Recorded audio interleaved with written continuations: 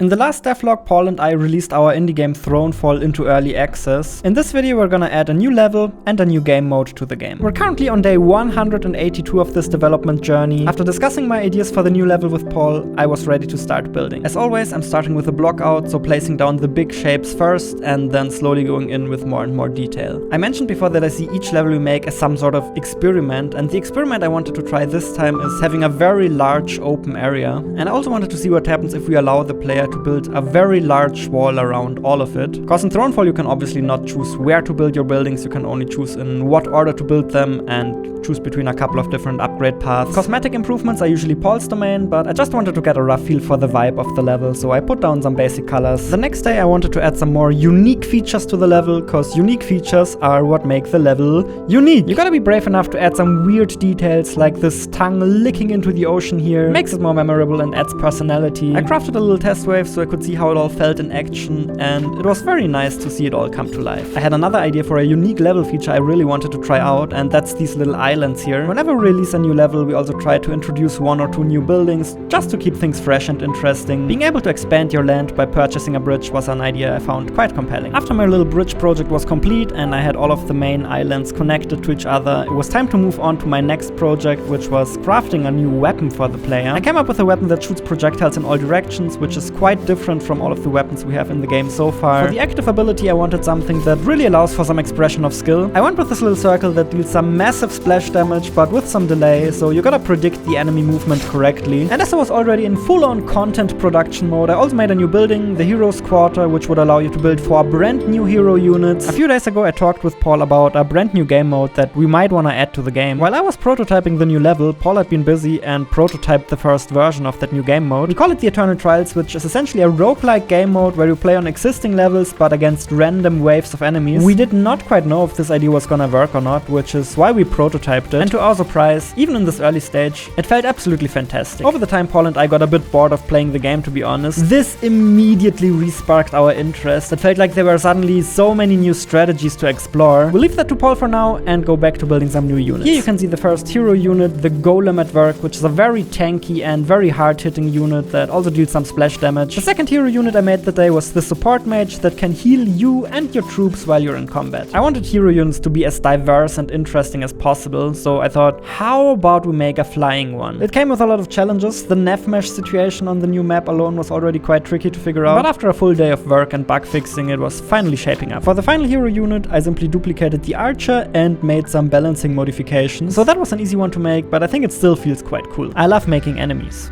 Which sounds quite funny when you hear it out of context, I guess. At this point in time, the Warhorse meta was quite strong in the community. The Warhorse is a perk that allows you to damage units by riding through them. So I made a spear enemy that, if you ride through it, it deals massive damage and slows you down. So instead of having to nerf the Warhorse too much, we just now have this enemy who counters it quite effectively. I also wanted to experiment with having a really high health melee enemy, and I also wanted it to be a siege engine so that all of the units that counter siege engines become a little more valuable. So I'm not just randomly pulling enemies out of my hair, I'm trying to make each of them fulfill a specific purpose. Quick shot of prototype barrel knights in action here. So far we only had a single flying enemy unit in the game. It really felt like it was time to expand on our repertoire a bit. I made the Fury, a big clunky flying enemy that is essentially a flying siege engine. And I made Flying Wizard, which is one of the first enemies that can deal splash damage and can therefore completely obliterate your army. In that way, this enemy is essentially a hidden buff to your defense towers, which I wanted to be more powerful for a while now. With all of that new content added, it was now time to play and play and play to hopefully get the new level balance. The waves I found particularly fun were the ones with barrel knights knocking on your gates. Eventually they'd usually break through somewhere and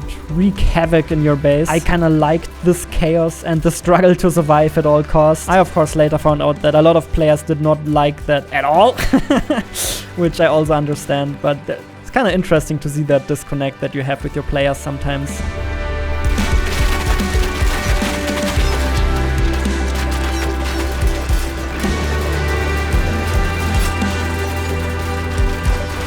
Community people are like, yeah, this or that perk or this or that, weapon is bad, and some others are like, what do you mean, it's so strong? And depending on the skill level of the player, it changes everything on the perception. Yeah.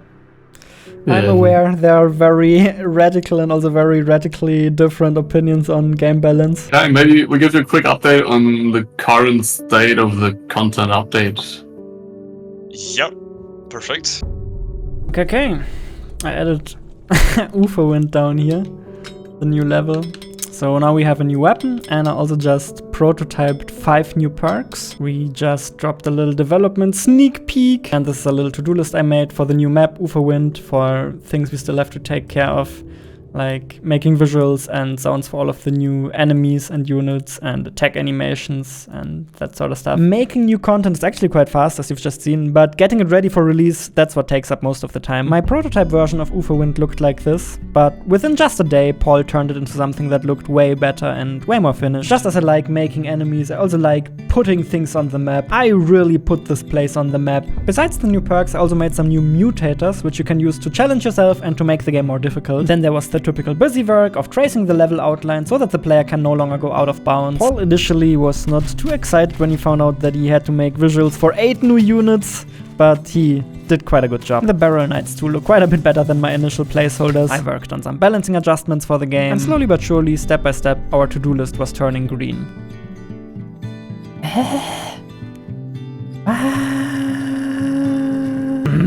This triggers me so bad. These freaking brain-dead units are trying to go into the wall here. Why? You can't go there. While I was struggling with bugs, Paul added some more juice to the new weapon. We initially wanted to release the new game mode and the new map together. However, it became more and more clear that the new game mode would take quite a bit more time, so we decided to focus on the new map first. Certainly felt nice to have this much progress already in our back pocket though. We were ready to release the new map, so I decided to make a little mini trailer for it.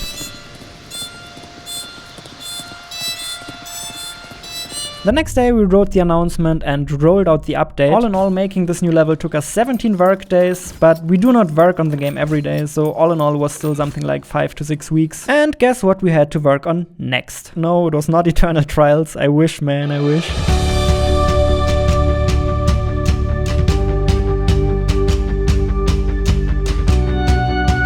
There were plenty of many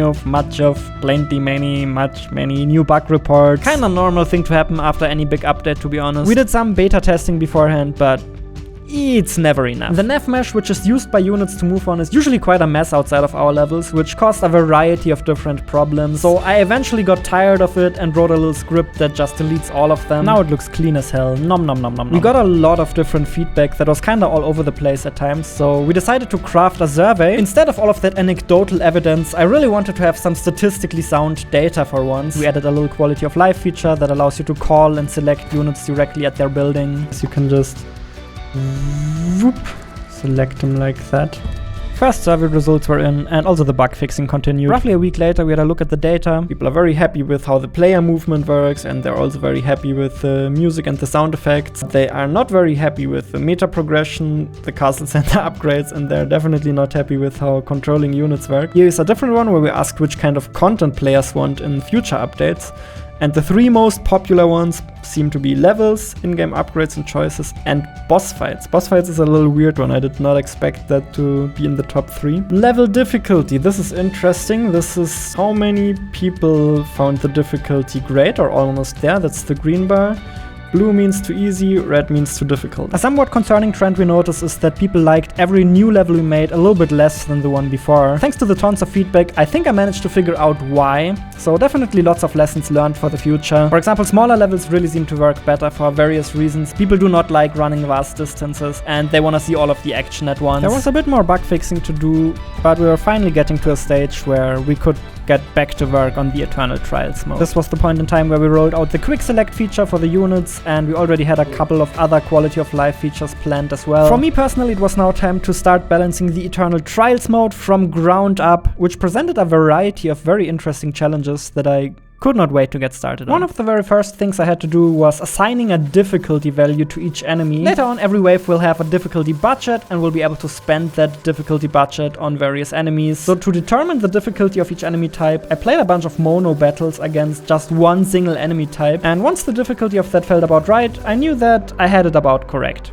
The next day I continued my quest of balancing the difficulty value of every single enemy type by playing a full-on mono battle against it, like the entire round from start to finish, first wave to last wave. Meanwhile, we're already discussing and planning the next steps for the game. Year or... Yeah.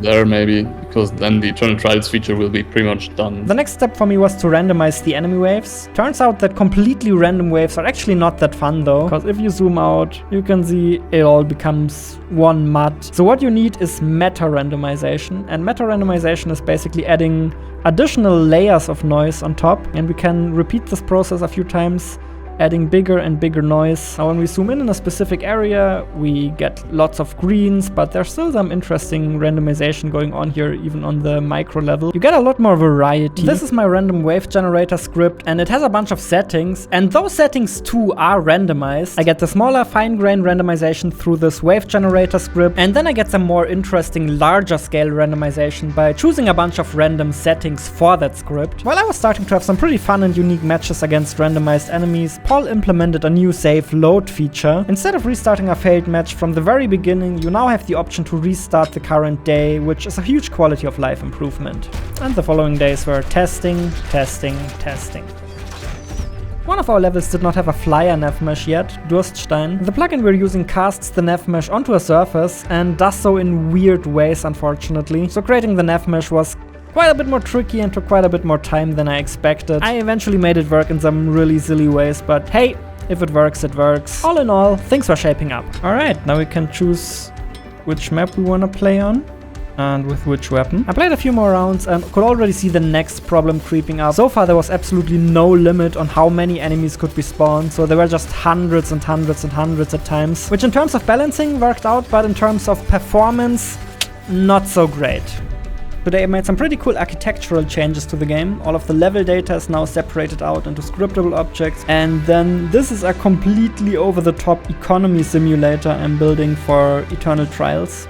You can see that for every level I generate a build order now, or I predict a build order. Then from that exact calculated build order tailored to that level, I can predict the defense gold spent, the economy gold spent, and the defense power. The defense power is mostly the defense gold spent. In some levels it's a lot easier to get income than in others, so the economy simulator now considers all of those factors and adjusts the difficulty accordingly. This system also allows me to start the player out with any amount of gold I want, and the difficulty will still make sense. There was one major problem left to be solved though. To prevent the enemy overpopulation problem that completely roasted my computer a few times already, we invented the elite enemy. For prototyping purposes, they're simply green now, and they're about 5 times as strong as normal enemies. Whenever my wave generator wants to spawn way too many enemies at once now, we can simply spawn elite enemies instead. That allows us to maintain the same difficulty, while also making sure that your computer doesn't completely go up in flames. Today the quality of life changes Paul worked on are finally out. I do have some ideas for quality of life changes, like making units teleport during the day and making buildings build faster so you don't have to wait for as long.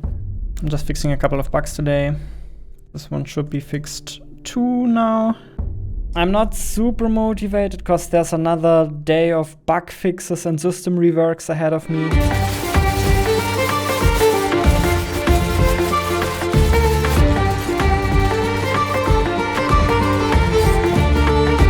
This one has been around forever. I feel like I should finally go fix that. Not sure if I'm maybe getting too hung up on this. When I die, the big attack marker appears, but the small dot-shaped one is still there. You see? There's a dot on the enemy closest to me.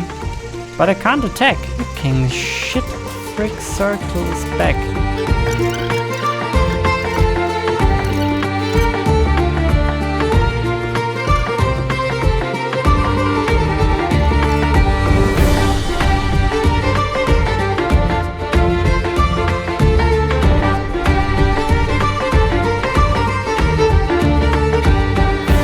They spawn in one big wave. And then one guy comes in the end. So the one guy is the second wave. Or what? I added some more variety and spawn patterns and meta randomization to the Eternal Trials mode. Now for example, enemies can spawn in cute little groups like that, which they could not do before.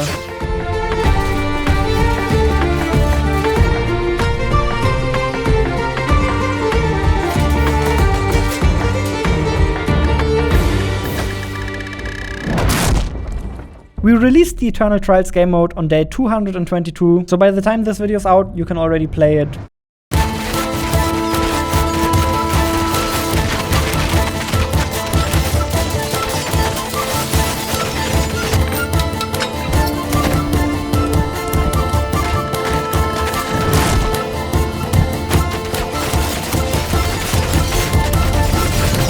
If you enjoyed this video, I have good news for you. I documented the entire development process from start to finish, so if you want to see another one, just click here and I'll see you over there.